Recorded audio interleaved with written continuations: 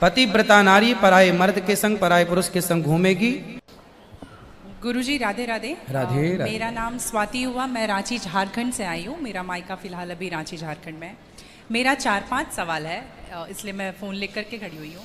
मेरा पहला सवाल ये है गुरुजी की मम्मी जैसे जितिया करती है, हम लोग 3 भाई बहन हैं, 2 बहनें हैं, 1 भाई, और मेरे घर में एक छोटा सा कुत्ता भी है। तो वो गुरुजी भाई बहन के समान ही है, समझ लीजिए। मतलब मम्मी हम लोगों के कंपैरिजन में उसको ज़्यादा प्यार करती है। मोस्ट ऑफ द टाइम उसके पीछे ही मम्मी का जाता है। तो जब मम्मी जितिया करती है तो कहते हैं सबको पहनाती हो वो बद्दी जितिया वाला, तो क्या हम उसको भी पहना सकते हैं? क्या पहनाती है? वो जितिया जो पहनते हैं ना, अभी जितिया वाला जो पर्व था कुछ दिन पहले। हाँ हाँ, या देखो नहीं पहनाना चाहिए? ये क्या होता है, पहले ये समझाओ, हम अभी समझे नहीं क्या होता है। भाषा मिसमैच हो रही है। मैं बताती हूँ। जैसे पति के लिए तीज किया जाता है, करवा चौथ किया जाता है, ठीक उसी प्रकार से बच्चों के लिए जितिया का पर्व किया जाता है। हमारे यहाँ उसे संतान सप्तमी कहते हैं शायद, मुझे इसका ज्ञान नहीं है। हाँ हाँ, हमारे यहाँ उसको संतान सप्तमी बोलते हैं। ठीक जी, ठीक है, ठीक है। देखो, बच्चों के साथ बच्चों का व्यवहार करो। जीव मात्र से प्रेम करना बुरा नहीं है, सबसे प्रेम करो, सबको रोटी दो, सबको प्यार करो, सबको दुलार करो। प्यार दुलार करने में कोई बुराई नहीं, पर हर चीज की मर्यादाएं हैं। आप जितना प्यार अपने पति से करती हैं, आप उतना प्यार, उस तरह का प्यार पर पुरुष से करेंगे तो ये मर्यादा के खिलाफ है। जी।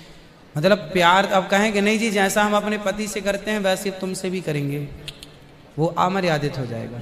उसी तरह हम गाय से जो व्यवहार कर सकते हैं वो कुत्ते से नहीं कर सकते। तो हर चीज की एक मर्यादा है। कुत्ते को देहली के बाहर रखा जाता है, घर के अंदर नहीं। बट वो तो हमेशा घर में ही रहता है। वो आपकी अज्ञानता बस है। कुत्ता जहां जहां अपने पांव रख देता है, कुत्ता जहां जहां होता है, वो अशुद्ध हो जाती है जगह। कुत्ता के स्पर्श से अशुद्धि आती है। इसलिए कुत्ता को रोटी खिलाने का विधान तो है। कुत्ते को आवश्यकता है तो आप उसकी दवाई भी कराइए, है ना। अनायास उसे छूने का विधान नहीं है। तो फिर गुरुजी उसको घर से बाहर कर दें? बाहर क्या, कुत्ते घर के अंदर रहे कब? आज के जमाने में फैशन का जमाना, तो लग्जरी गाड़ियों में घूम रहे हैं कुत्ते। गाय है आपके घर में?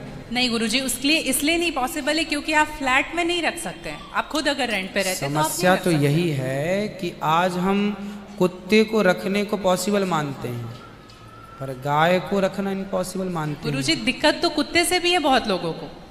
हाँ। लॉजिकली देखा जाए, अगर उसको हम बाहर लेकर के जाते हैं शौच के लिए तो उससे भी दिक्कत है, लेकिन कुत्ते में मैनेज हो जाता है क्योंकि हम बाहर लेके जाते हैं।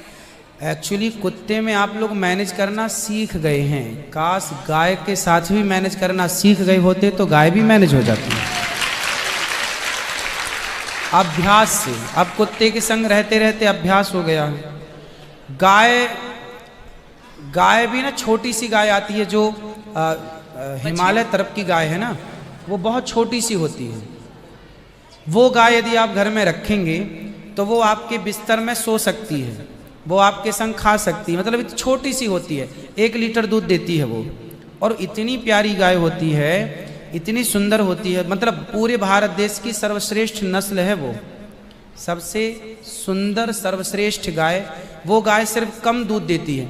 मतलब अपनी गौशाला में जितने छोटे छोटे बछड़े हैं ना, छोटे छोटे, मतलब सामान्य गैया का जो बछड़ा 1 महीने में होता है ना, उतनी बड़ी तो वो पूरी गाय होती है। मतलब उसे आप गोद में लेके जा सकते हैं। वो बच्चे की माँ बन गई है, लेकिन उस गाय को आप अपनी गोद में ले सकते हैं, वो भी गाय होती है। तो कुत्ते वालों को उस गाय के साथ मैनेज कर लेना चाहिए। अच्छा, मतलब उस हाइट, मतलब उस गाय की हाइट की ग्रोथ नहीं है, वो गाय की हाइट, वो गाय बहुत छोटी सी होती है, छोटी सी होती है, इतनी सी होती है कि आप उसे गोद में ले सकते हैं। आप उसे गोद में लेके पूरे घर में घूम सकते हैं। मतलब इतनी छोटी गाय होती है वो। देखो, भगवान को पता था कलयुग में ऐसा होगा, इसलिए ऑप्शन दे रखा है। आप कुत्ते को गोद में लेके घूमते हैं, पर भगवान ने ऑप्शन दे रखा था, हम लोगों का ध्यान उस तरफ गया नहीं। सही बात। गुरुजी, मेरा दूसरा सवाल ये है कि ये सवाल बेसिकली मेरी बहन के घर वालों का है। चिकन नहीं खाना चाहिए क्योंकि उसमें जान होती है, कोई भी जानवर नहीं खाना चाहिए क्योंकि जान होती है। प्लांट में भी तो जान होती है ना गुरुजी? हाँ तो होती फिर है। हम उसको तोड़ते हैं तो उसको नहीं दर्द होता? ऐसा उनके घर वालों का सवाल है, मेरे माध्यम से। नहीं नहीं, आप ठीक बोला कह गया। रहे हैं। देखो, किसी आप ना गेहूं को चबा जाइए, जी चने को चबा जाइए, दालों को चबा जाइए, तो वो रोती नहीं है, चीखती नहीं है, उसमें रक्त नहीं होता, हड्डी नहीं होती, मांस नहीं होता, वो चीखती नहीं है, चिल्लाती नहीं है ना। पर आप मुर्गी को मारिए तो वो चीखेगी, चिल्लाएगी, भागेगी, खून है, हड्डी है, मांस है ना। एक्चुअली सिद्धांत है ना। देखो, इतने सारे मर्द हैं, लेकिन इतने सारे मर्दों में एक मर्द ऐसा है जो आपका हाथ पकड़ के रह सकता है, आपका हाथ पकड़ के घूम सकता है, कोई कुछ नहीं बोल सकता, क्योंकि वो आपका पति है ना। समाज ने आपको इजाजत दे दी, जी आपकी मांग भर गई, जी। मंगलसूत्र आ गया, अब समाज ने स्वीकार कर लिया कि ये मर्द, ये पुरुष अब आपका पति है। पति है। अब आपको दूसरे पुरुषों के साथ देखा गया तो आप अच्छे नहीं माने जाएंगे। तो जैसे समाज ने एक पुरुष के संग, एक स्त्री के संग इजाजत दे दी, शास्त्र ने इजाजत दे दी कि आप इसके साथ रह सकते, ये लीगल है, उसी तरह आपको गेहूं, चावल, अंकुरित अनाज चीजें, दाल, चावल, सब्जी, रोटी खाना लीगल, वेद ने आज्ञा दे दी, ये खा सकते हैं। मांस के लिए आज्ञा नहीं दी। पतिव्रता नारी पराये मर्द के संग, पराये पुरुष के संग घूमेगी तो समाज उसे ठीक नहीं कहेगी। उसी तरह हमें शास्त्र आज्ञा करते हैं कि हमारे ठाकुर जी, हमारे राम फल खाते हैं, हमारे राम जी, फल खाते हैं, दाल, चावल, साग, सब्जी, बादाम, काजू ये खाते हैं। तो हमारे राम, हमारे कृष्ण खाए, मतलब वेद ने आज्ञा दे दी कि आप ये खा सकते हैं, ये खाने का पदार्थ है। मांस शेर के लिए है, बिल्ली के लिए है, कुत्ता के लिए है। क्या आप कुत्ता हैं? क्या आप बिल्ली हैं? क्या आप शेर हैं? क्या आप चीता हैं? नहीं। फिर जब हम मनुष्य हैं तो मनुष्यवत व्यवहार करें।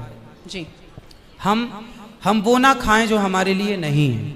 अब मांस खाने वाले जानवर ना, आप गौर से देखिएगा, मांस खाने वाले जितने जानवर होते हैं, कुत्ता, बिल्ली, चीता, शेर, सब जीभ से चाट चाट के पानी पीते हैं। जी आपने कुत्ते को पानी पीते देखा हो?